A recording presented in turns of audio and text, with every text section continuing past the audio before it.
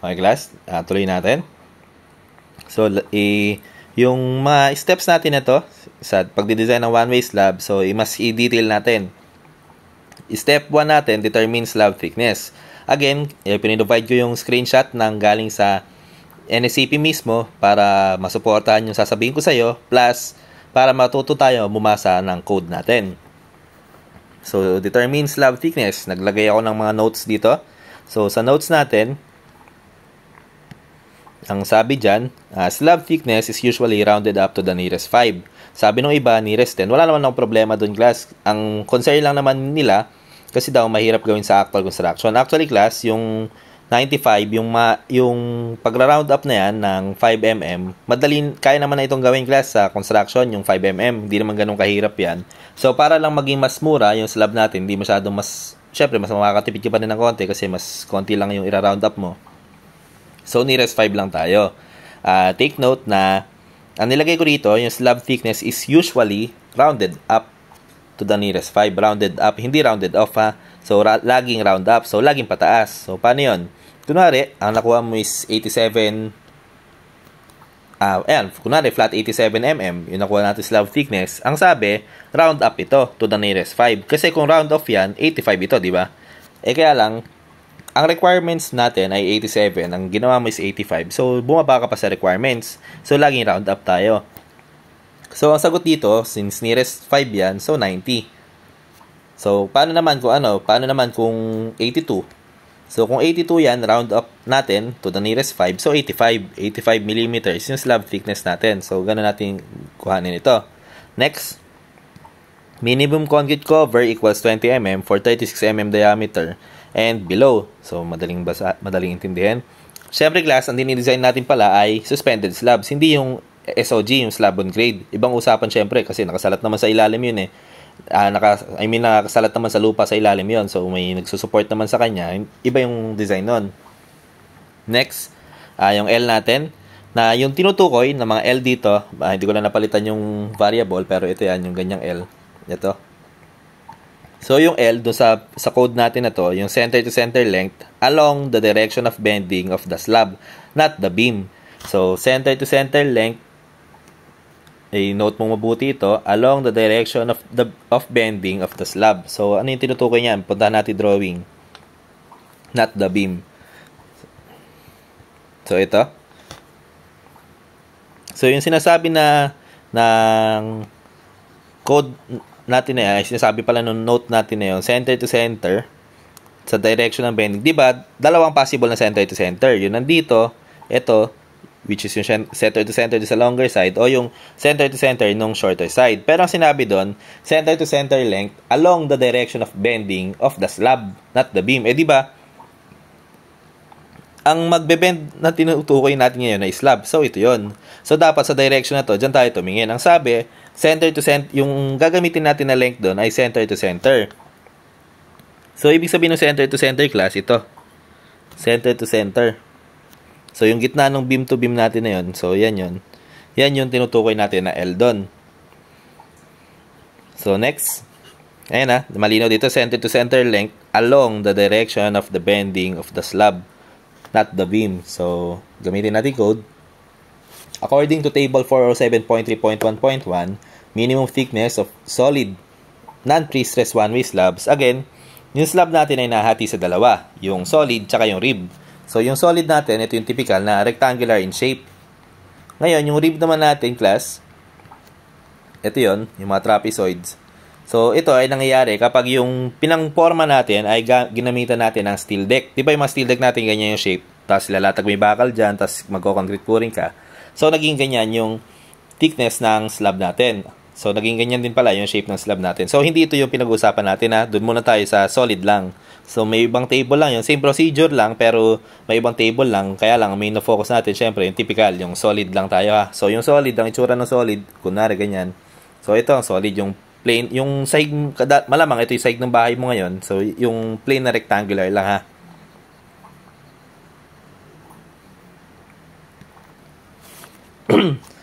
So, sabi dyan, minimum thickness solid ng non-pre-stressed lang ito ha.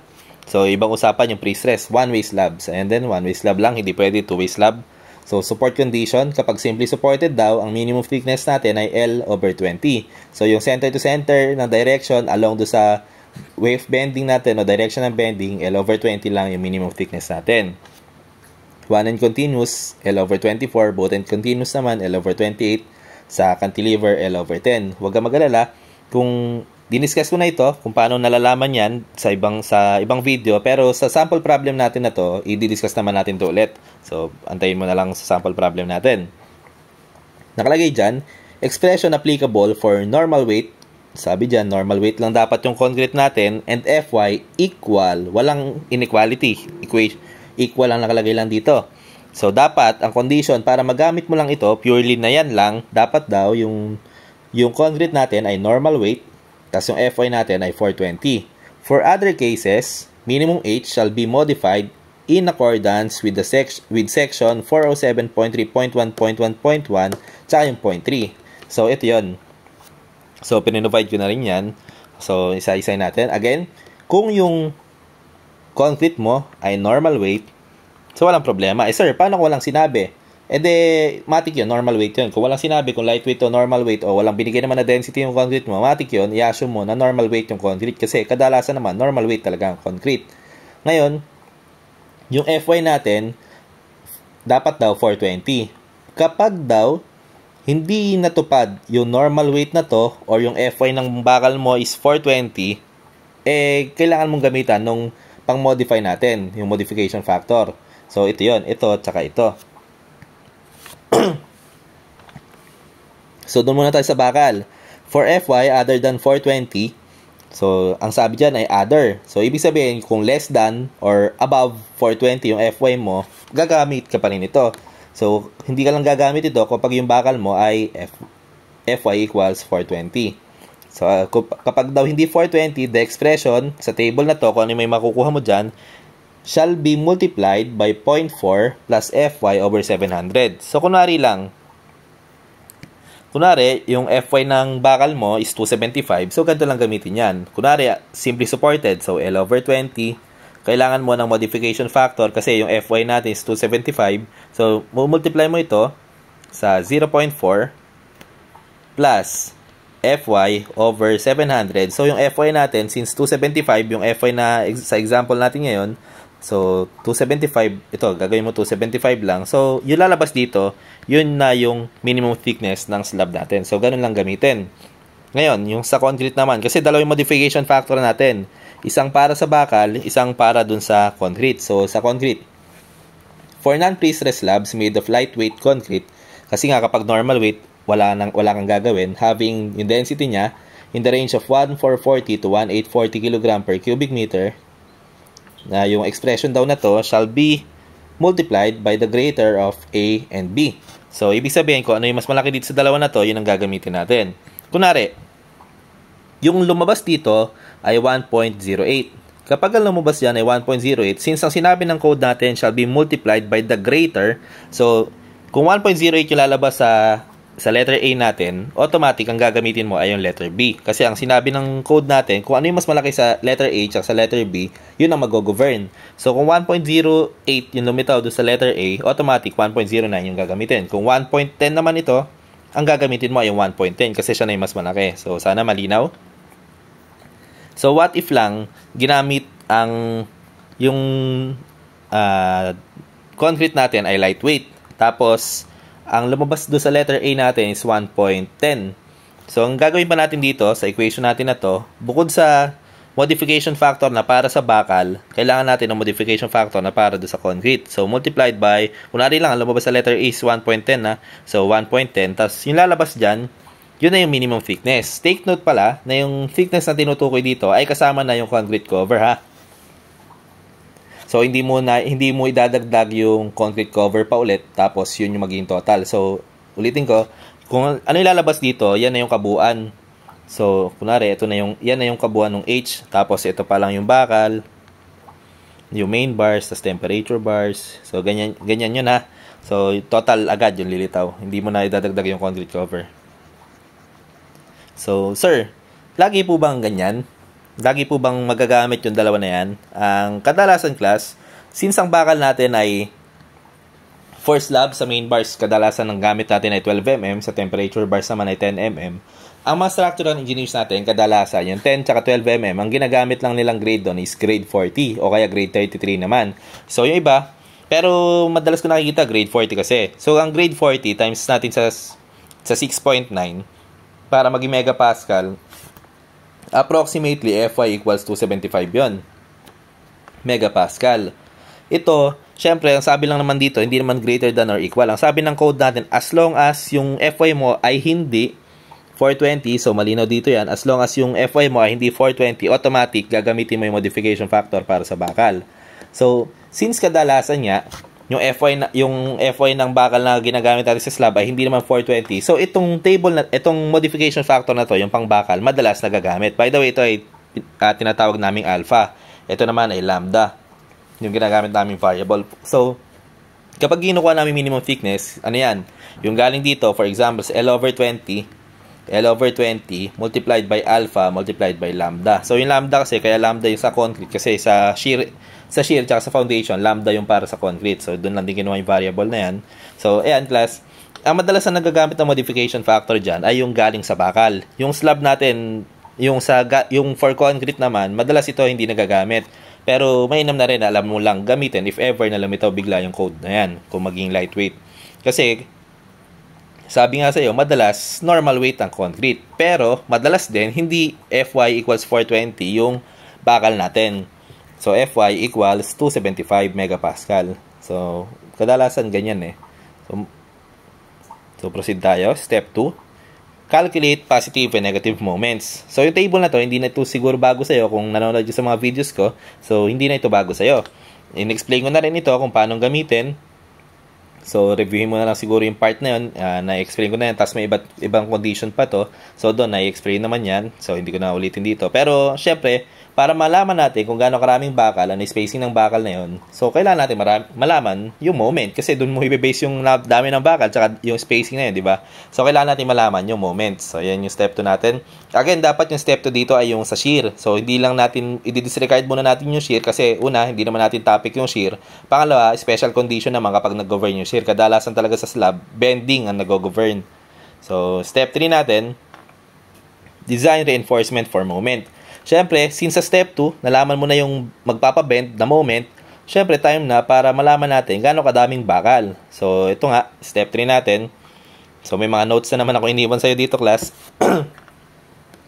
Since that slab is just a special type of beam, we can use our steps in determining required steel area using USD, singly reinforced beam. Typically, we use 12mm diameter bars for main bars and 10mm bars for temperature bars. So, tandaan mo class, yung slab natin ay hindi nagiging doubly. Laging singly ang slab natin. Isa pa, kapag main bars natin, ang ginagamit natin sa main bars natin ay 12mm. Temperature bars naman or shrinkage bars naman ay 10mm. So, pag-usapan natin yung difference between main bars tsaka si temperature bars. So, si main bars, ang sinasalo ni main bars, ang kinokontra nito ay yung deflection or yung bending. Yung bending moment. Yung bending moment.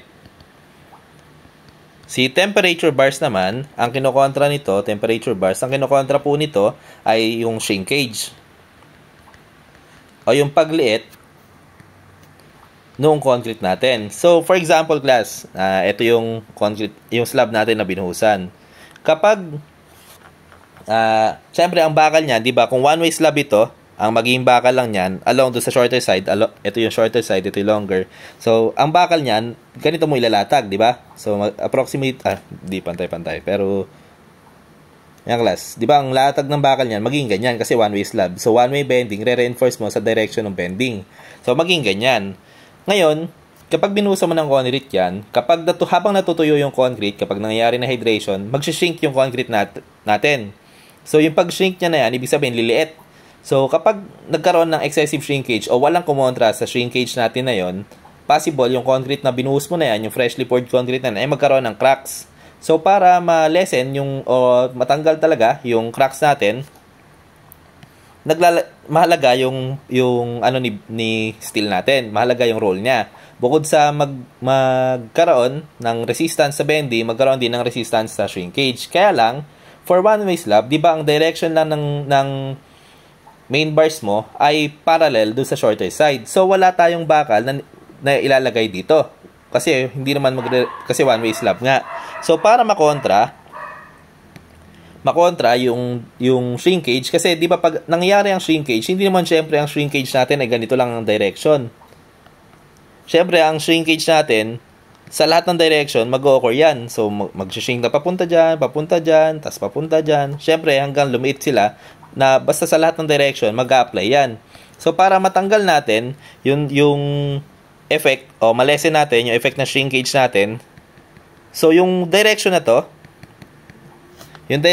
walang problema. Kasi may bakal tayo dyan talaga, yung main bars. Kaya lang, ang problema kasi, yung direction na wala tayong main bars, which is yung direction na papunta rito. So, para matanggal natin o malesen nga natin yung shrinkage, yung effect ng shrinkage sa direction na yan, naglalagay din tayo ng extra pang bakal dyan na tinatawag natin na temperature or shrinkage bar. So, maglalagay tayo dyan. Kaya lang, class, since ang resist lang naman ito ay temperature o yung shrinkage natin, mas konti yung bakal nito. So, mas malalaki yung spacing nito compared syempre do sa nagre-resist actual ng bending moment. So, mas malalaki yung spacing ng temperature bars kaysa main bars. So, didiscuss din natin mamaya yung mga minimum spacing at maximum spacing.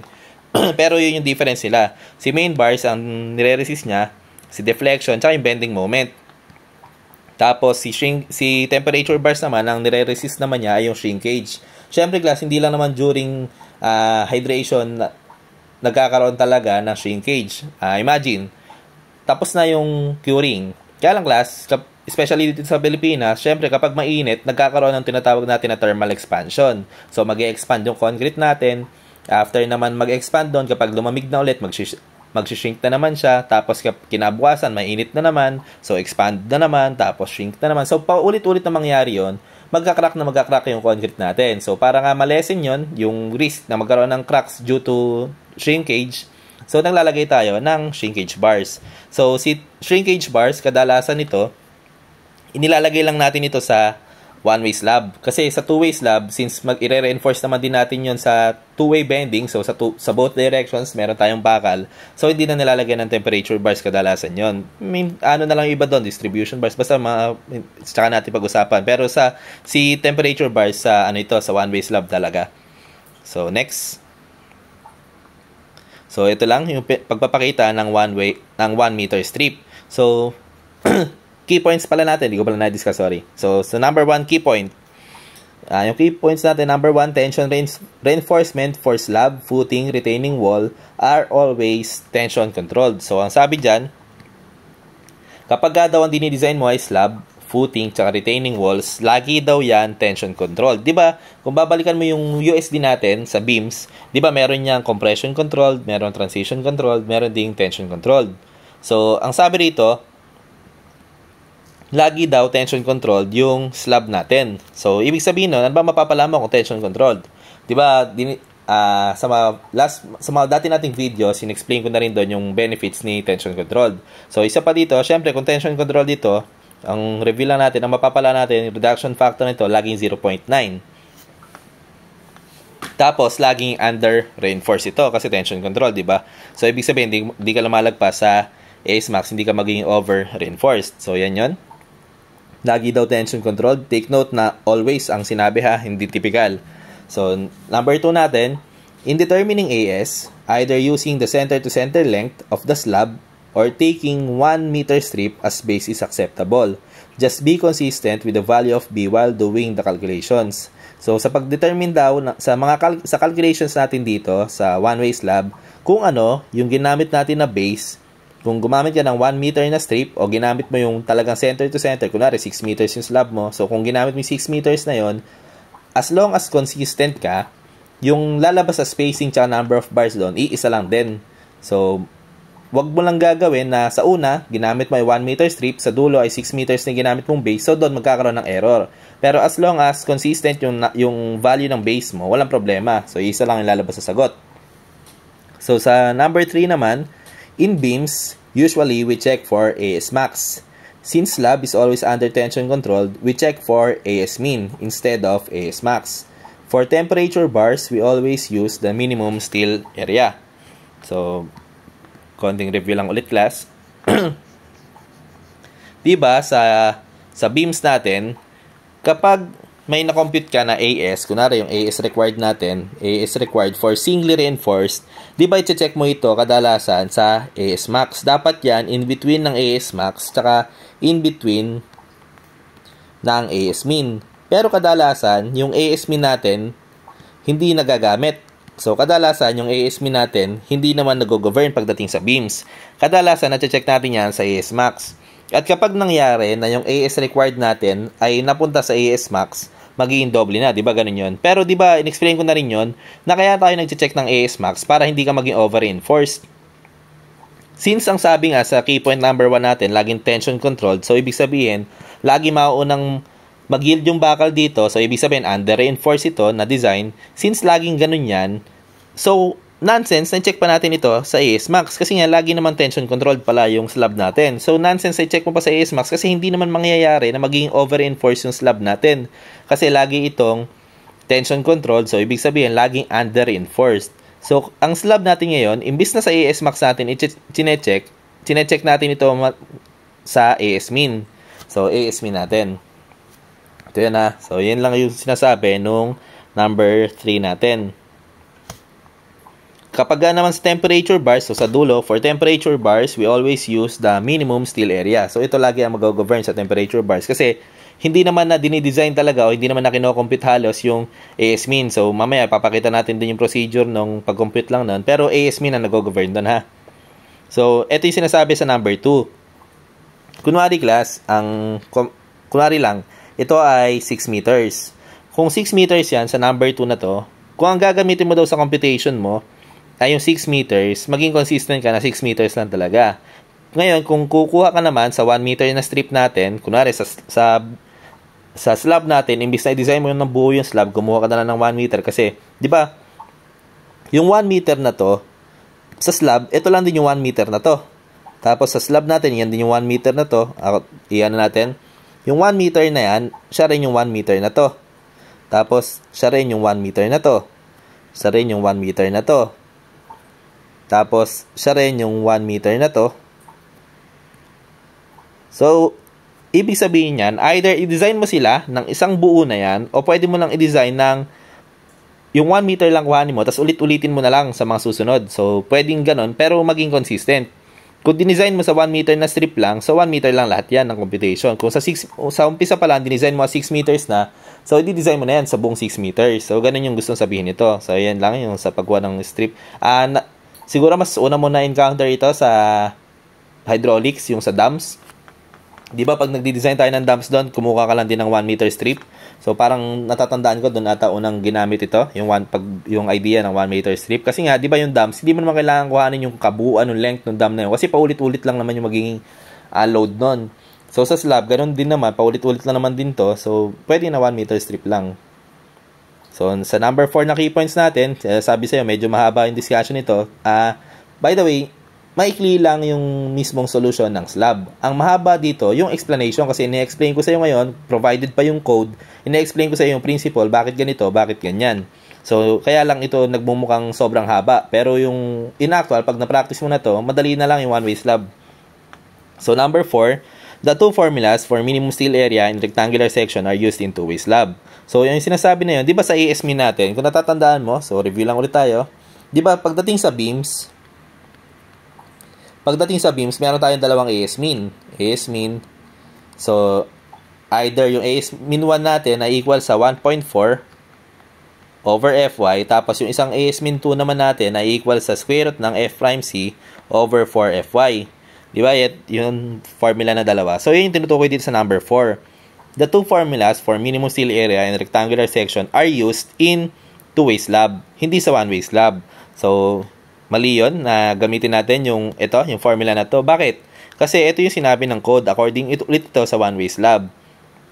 So, parang tama naman nata ako. Pero sa one-way slab class, punta ka sa section ng one-way slab sa NACP 2015, walang binanggit na gagamitin mo ito. Yan ay para sa two-way slab. Ang ginamit doon, ang sinabi ng code doon, for AS-min, ang gamitin mo daw ay yung table na to. 407.6.1, minimum flexural reinforcement in non-pre-stressed slab. So, ito yung pinag-usapan natin kanina pa, non-pre-stressed. Ang sabi dyan, a minimum steel area, a minimum area pala, of flexural reinforcement AS-min shall be provided in accordance with table 407.6.1.1, which is ito. Walang sinabi na pagkukuhanan pa ng ibang AS-min. Ang sinabi lang niya talaga ay ito daw. So, flexural yan. So, ibig sabihin yung bending yan, yung main bars ang tinutukoy. So, sabi ng table na yan, for non-pre-stressed one-way slab lang ito. Hindi ito pwede sa two-way slab. For one-way slab lang. So, reinforcement type, deformed, tsaka yung kapag deformed daw, tapos yung FY natin ay less than 420, so hindi equal yung less than lang. Kapag deformed bars, so yung deformed bars class, ito yung ginagamit talaga sa construction, yung mga bakal na typical mo nakikita sa construction, yun, deformed bars yun. So deformed bars ang tawag sa kanila kasi mapapansin mo yung yung physical na itsura niya ay may mga parang kaliskis. So deformed bars yung tawag doon para mas magandang bond doon sa concrete. So kapag daw yung FY natin ay less than 420, ang gagamitin nating AS-min for main bars ay 0.002 AG o gross area ng concrete. Next, sa deformed bars naman natin, kung yung bakal natin ay deformed pa rin o kaya naman ay welded wire reinforcement, so yung mga mesh yan, greater than 420 yung FY, kapag greater than 420 or equal, so alin man mas malaki dito kasi ang sinabi ng code ay greater of. So ibig sabihin, pag yung FY mo ay either 420 mismo or mas malaki pa sa 420, ang gagamitin mo na ito. At bawal kang bumaba dito. So, ibig sabihin, di ba, pares lang naman may AG. So, ang difference lang nila ay yung 0.0014 tsaka ito, yung fraction na to. So, pansinin mo, class, kapag yung FY mo ay greater than, kapag yung FY mo ay equal ng 420, di ba makakancel lang to? So, automatic, yung 0.0018, tsaka yung AG versus 0.0014, automatic ito na mag-govern dyan. Kasi ang sabi lang, greater than, ay yung mas mataas na value, yun ang kukuhanin natin as AS-min. So, yun lang class. Pero, yun ay kapag nangyari ito, yung greater than or equal 420, yung FY. Kaya lang, sabi nga sa'yo, kadalasan naman, hindi. So, kadalasan, ang nagagamit talaga ay ito. Ngayon class, sa spacing naman tayo, bar spacing. In determining the bar spacing, use the exact value of n. Di ba may ilalabas dito na value of n? So, di ba, kung matatandaan mo sa AS-min natin, sa USD natin, sa beams, di ba, yung A is required natin, para malaman mo yung number of bars dyan, di ba, ang gagawin mo lang naman doon ay number of bars multiplied by yung area ng single bar. So, kunwari, 10 mm yan, edi magiging, kunwari, 1,000 ito, yung A is rect natin. So, number of bars multiplied by, kung 16 mm yung gagamitin mo, multiplied by 16 square. Di ba ganyan lang naman computing yan? Tapos may lilitaw dito na value. Siyempre, yung lilitaw na value dyan, kadalasan naman ay decimal.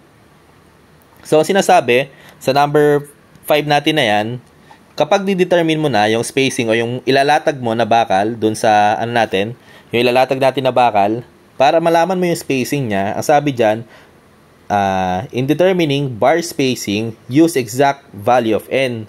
So, kunwari, ang lumabas sa'yo dyan ay 4.5. Kunwari, yung number of bars mo ay 4.5. O, 4.6 na lang. Di ba, ang gagawin mo dyan, yung number of bars mo, sasabihin mo, say, 5 pieces. So, ang sabi dyan, kapag gagamitin mo daw, o kukuhanin mo yung spacing, wag mong i-round off.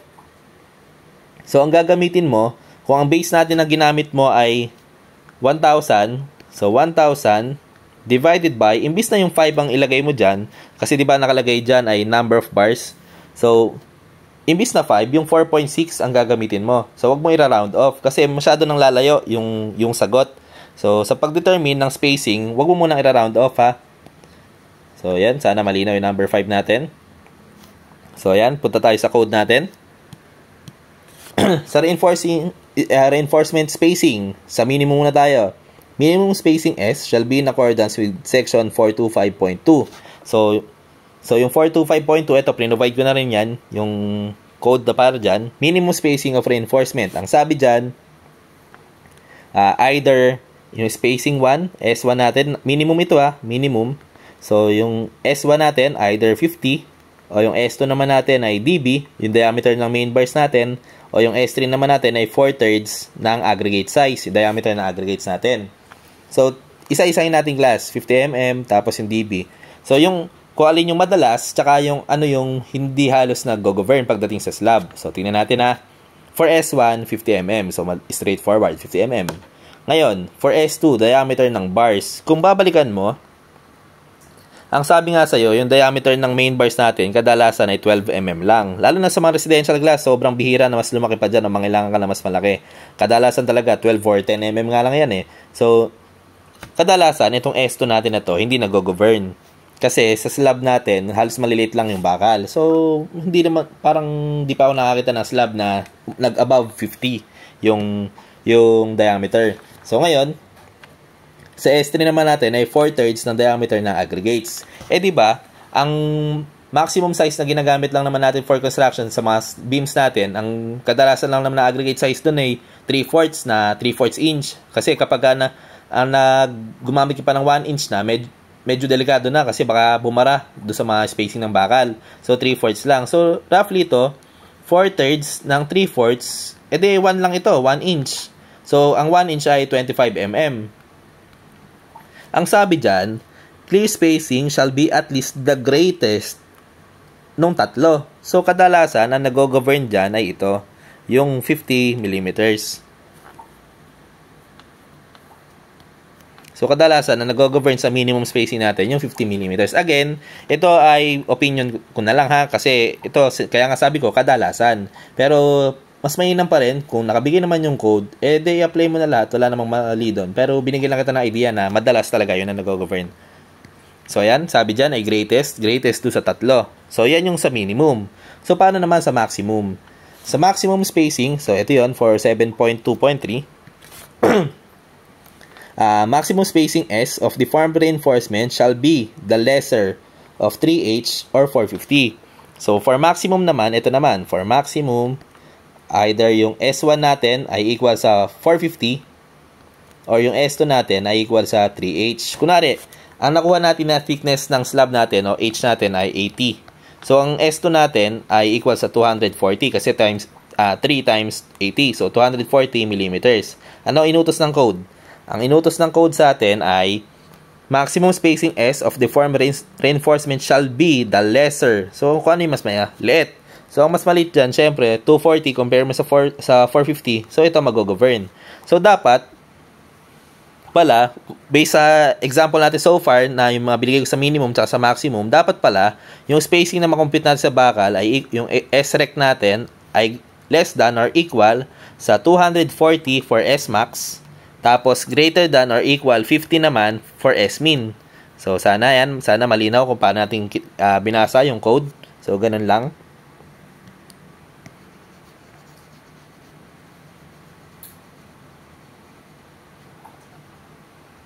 Next.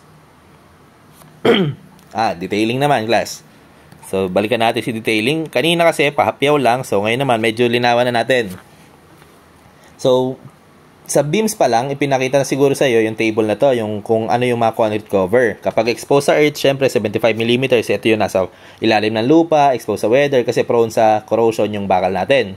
So, para malesen natin yung malesen natin yung corrosion, mas kinakapalan natin yung concrete cover para hindi maabot ng tubig yung bakal. Para mas tumibay, mas humaba yung buhay ng bakal. So, kapag naman slab tayo, ayan, sa slab joist, sa slabs, kapag daw yung bakal mo ay 40 mm pataas, 40 yung concrete cover. Ito yung suspended slab. Siyempre, suspended. Ibig sabihin, nakalutang. Hindi exposed earth yun. So, kapag naman 36 mm pababa, 20 mm. So, kadalasan na nag-govern dyan class ay ito. So, ayan. Puntahan natin class. Yung makakompute mo na do sa L over 20, ay do sa code natin kanina, yung L over 20, yung mga ganon. So, plus yung multiplied by alpha, multiplied by lambda, yung lalabas nga ako doon ay yung mismong slab thickness na o small letter H. Minsan, big letter H yun. Pero kadalasan nata, small letter H yun eh. So, ngayong class, yun yung lalabas doon. Ito, yung slab thickness na talaga. So, detailing tayo. Mula syempre sa tension side, sa extreme tension fiber, papunta rito sa baba nung main bars natin, ito ay concrete cover. So, yung bakal na to, class, yan yung tinatawag natin na main reinforcement. Tandaan na ang tamang paglalatag ng bakal sa slab, yung nasa baba na portion, yan yung main bars. Yung nasa taas na to, yan yung temperature or shrinkage bars. So, tandaan na laging ganyan. Hindi pwedeng baliktad na, kunwari, ito yung ilalim ng slab, tapos ito yung main bar, ito yung temperature bars, tapos ito yung main bars. Hindi ganun na. Ang tama niyang class ay main bars yung nasa baba, temperature bars yung nasa taas. So, para makompute lang natin yung effective depth, tandaan na yung effective depth natin, malaki ang naging role nito, di ba, sa pag-compute. So, dapat talaga, mas malaki effective depth natin. So, nasa baba talaga yung main bars. Tandaan, ang pag-compute pa rin ng effective depth ay mula sa extreme compression fiber, so ito yon, mula sa extreme compression fiber, papunta dun sa gilid, sa gitna, papunta dun sa gitna nung main bars natin, hindi nung temperature bars. Tandaan mo, ang nagre-resist ng flexure ay yung main bars, hindi temperature bars. So, ang effective depth natin, ang pag-compute niyan, ay papunta syempre dun sa gitna nung main bars. Kasi yun ang nagre-resist ng deflection. So, yun ang effective depth natin. So, ang labas ngayon, yung total na thickness ng slab natin ay equal sa yung effective depth mula sa extreme compression fiber papunta dun sa mid nung main bar plus yung kalahati pa ng main bar, kasi di ba yung effective depth mo hanggang doon lang sa kalahati, may kalahati pa bago sa pinakababa na to. Ito bago dyan. So plus yung concrete cover. So yun ang equal niya, ha. So yan sa one-way slab. Ito sample problem na. So putulin ko na ulit muna rito para next natin sample problem na.